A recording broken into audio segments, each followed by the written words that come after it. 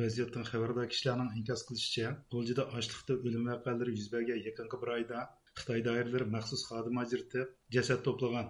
Oilalarning meyitni yuyib tarab, urf-odat va diniy usullar bo'yicha dafn qilishiga ruxsat bermagan. Turkiyada yashayotgan G'uljidagi dadisi ochliqdan tugab ketgan bir muhojirning inkos qilishicha, uning dadisi tutgan kuni aloqador xodimlar bu oilaning eshik oldida paydo bo'lib, jasadni olib ketirganligini bildirgan.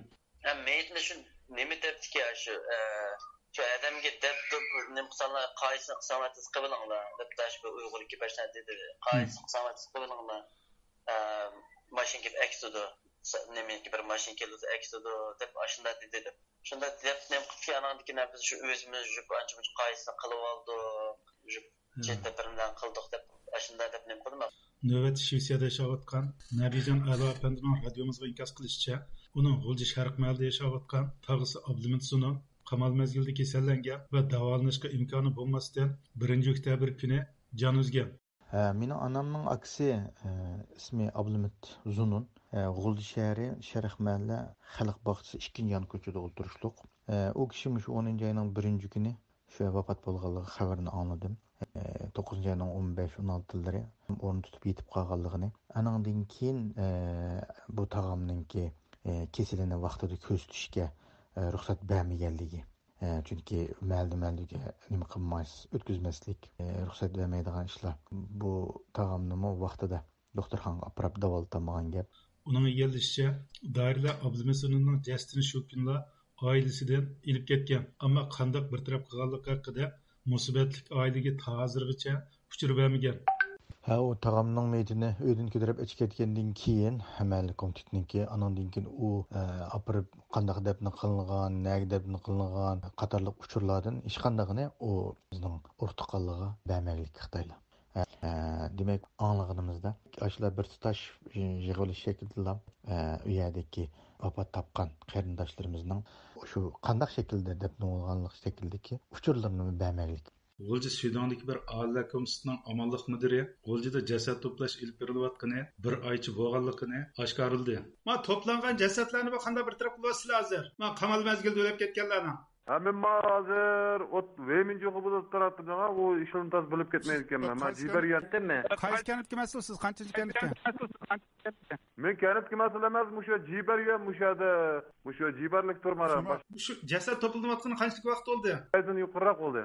Telefondan ayollar mudiriga beraman. Vay, ma jasad to'plash berilayotgani qanchalik vaqt bo'ldi? Bir oydan oshdi. Sizlarning tavallikdan qanchalik jasad to'plandi? 10 necha yil deyman. Bu yez bo'yichami yoki jasad to'playotganlardan so'rang, biz bilmaymiz. Dünya Uyghur Kurultayı İcraiya Komissiyasining muavir raisi Turg'unjon Aloviddin apandi meyitni yuyib tarab diniy hukmlar bo'yicha yerlikida qo'yishning ham milliy urf-odat ham diniy yo'sin ekanligini ta'kidladi. Biz Uyg'urlarda bir kishi o'lgandan keyin u kishini chiroyli yuyib tarab murosim bilan qabriga qo'yib, buni chiroyli uzatish bizning örf odatimiz bo'lib kelgan. Ta İslamiyetni qabul qilguncha, ya'ni o'lgandimi insonni hurmati bilan u dunyoga uzatish bu bizning ham milliy an'anamiz. Ma'lum bo'lishicha, doiralar jasadlarni ilib minishning oldi keyinda oilalarga bu jasadni qanday bir taraf qilganligi yoki qilganligi haqida ma'lumot bermagan. G'ulshahardagi ma'lum bir xizmat guruhida vazifa bajarayotgan bir xodim jasadlarning qanday bir taraf qilinayotganligidan jihi tarmoqlarining xabari borligi bu vaqtda o'zlariga ma'lumot berilmaganligini oshkorildi. Bu to'plangan jasadlar qanday bir taraf qilinayotdi? Bu to'ydirilyaptimi yoki ma'lum bir yerga to'plab ko'mayotgan ishmi? Bunga tarmoqlari nim qilib uni bizga tafsili uqtilgan. Tafsili bilmaysiz. Ya'ni siz shu G'ulshaharda xizmat guruhida, ammo shu to'plangan jasadlarning qanday bir taraf qilinayotganligini bilmaysiz. Shundaqmi? Aniq bilmayman. U bu so'zlar orqali yana G'uljida jasadlarning to'planayotganligini dalilladi.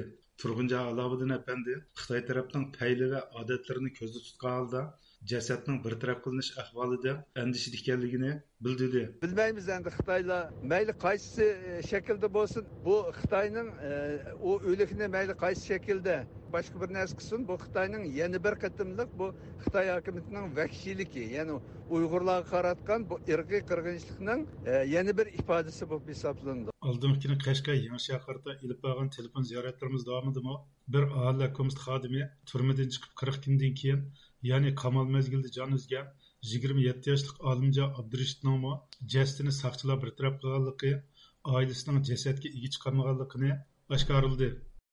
Bu Olimjonning meyitini qanday bir taraf qilinibdi? Bu jasadni qanday bir taraf qilibdi? Taqsim chiqib, taqnim qilib, hamishlarga havu deyishib qildi dedi hamda. Unda shu jasadni aketganlar orasida saqchilar bormi? Ha, shu taqsim bakan to'qamishning topida. Unda bu jasadning qayerga qo'yilganligi, qanday bir taraf qilinganligi haqida ushur beribdimi oilaga? Yo'q, hamgan. Xitoy doiralarining yolg'iz hayot insonlarni emas, jasadni xorlayotganligini ilgari surgan. Bu insanın hatta ölgenden kimi o insanın hiç kandak bir izini koymay, kabrisini koygulu mu koymay, yani kavrigi mi koygulu koymay, apırıp namalum yerlerge bu kümbatamda kandak kıldı bilmeyiz o Xitayning. Turg'unjon Aloviddin efendi Xitoyning qamal mezgildagi jasad to'plashining Uyg'ur elida davom qilayotgan irqiy qirg'inchilikning yana bir isboti ekanligini o'tirib qo'ydi. Endi bu Xitoy hokimiyati hozir Uyg'urlarga og'ir darajada irqiy qirg'inchilik olib beryapti.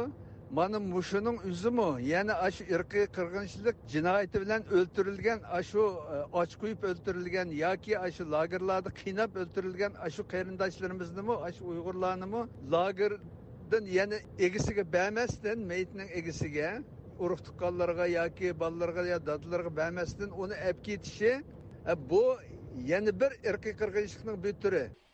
Hürmetli radio anlaşlar, yukarıda qamal mezgilde G'uljida jasadlarning to'planganligi ve qandaq bir taraf qilinganligidan musibatdagi oilalarga bildirilmaganligi haqida anglatish berdi.